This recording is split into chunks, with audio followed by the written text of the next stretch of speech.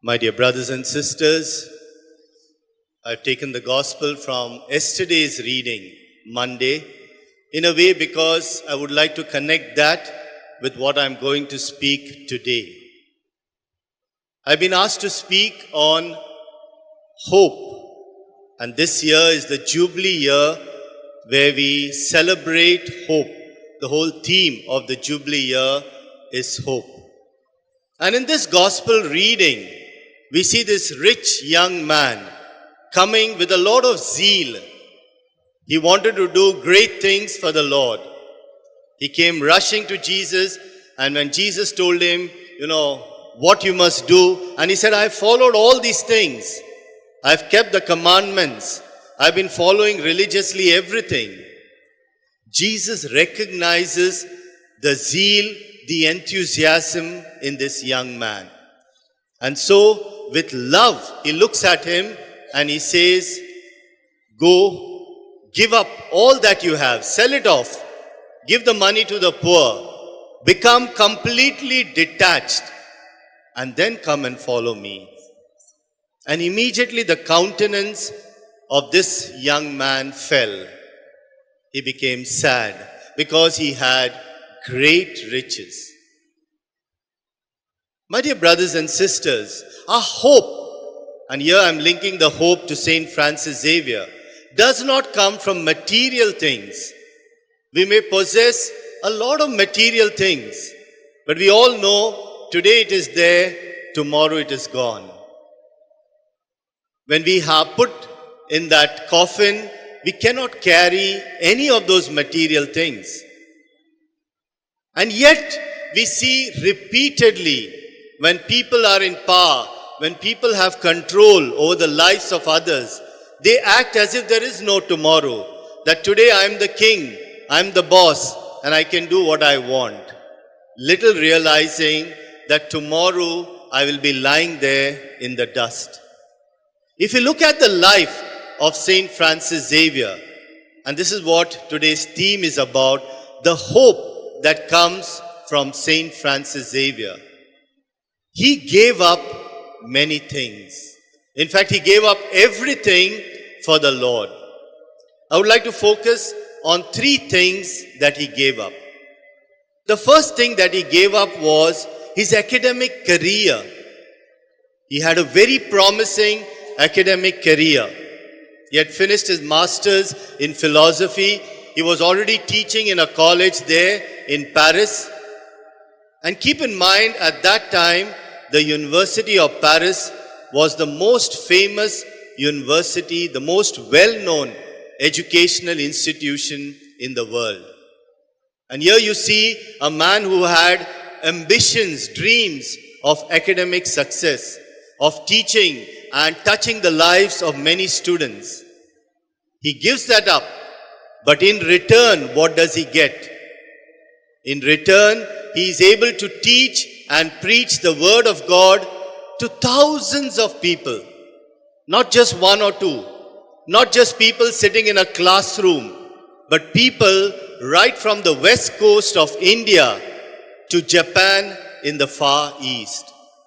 He was able to touch the lives of all those people. He was able to teach and give them Christ. The second thing that we see that he gave up, as we know, Francis Xavier came from a noble family. He was born in Xavier, and if you look at that castle there, it was the inheritance of his father and mother. The village close by, just before you reach Xavier, is where his mother's village. And she was much more in terms of influence and nobility, much more influential, came from a well-recognized family compared to his father. And here we find what would have, supposing Francis Xavier had remained there, he would have become probably a count or a duke. He would have been a local chieftain in charge probably of a small land with maybe 10, 20,000 people, maybe, 400-500 soldiers. He would have had that power. But he gave that up. And in return, what did he get? In return, he became the ambassador of the King of Portugal, King John. He became the ambassador of the Pope. And as an ambassador, as a papal legate, he was able to go to different countries, right up to Japan. And he was able to meet people, and his influence was much, much larger than probably what it would have been if he had remained there in, Xavier and become a local chieftain there. And then finally, when we look at what he gave up, Francis Xavier gave up his culture, his language, his land, and came to far away India.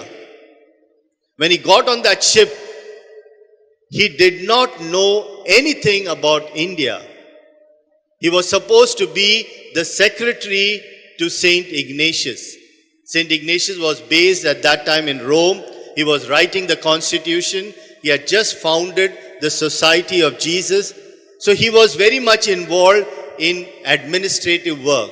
And he needed a good, able assistant. And Francis Xavier was his secretary. And suddenly, when the people who were supposed to go fell sick, immediately Ignatius turned to him and said, "Will you go?" And here a man came to a place of which he knew nothing. He knew nothing about the land. He knew nothing about the people. He knew nothing about the culture. He knew nothing about the language here. And yet, he left his familiar surroundings and came here. And that is what we see in the life of Saint Francis Xavier. When he left all that and came here, he gained the people's trust. People of different times. There he had probably only one type of people. But here, right from the Portuguese soldiers, the officials in the Portuguese government, right down to the Paravas, the fishery coast, those people, and right up to Malaysia and even right up to Japan. He was able to meet all those people and touch them with the presence of Christ. So my dear brothers and sisters, when we look at the life of Saint Francis Xavier, he gave up all that was known to him, all that was familiar to him, and he accepted, he embraced something which was unknown. It was a big risk for him, trained to become an academic professor, trained to teach in a classroom, to give up all that and to come to a mission land like India, of which he knew nothing.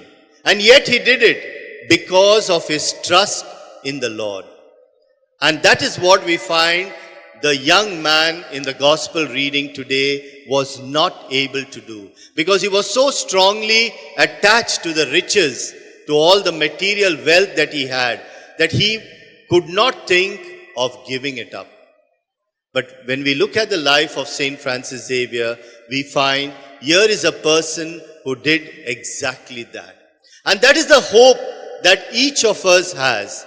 The hope that even though in life we may face lots of difficulties, lots of trials, lots of temptations, many times we lose things.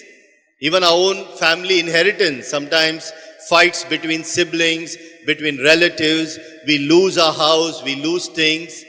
But when we look at the life of Saint Francis Xavier, here is a person who willingly gave up. He gave up everything for the sake of the kingdom. And I think that's a great example for each one of us. In today's world, where material things become very important, where people, as I said, are fighting, look at the number of cases in the court over land. When people are fighting so much for material possessions, here is a shining example of Saint Francis Xavier, who gave up everything because of his trust, because of the hope that he placed in Jesus. And each one of us is also called to do the same.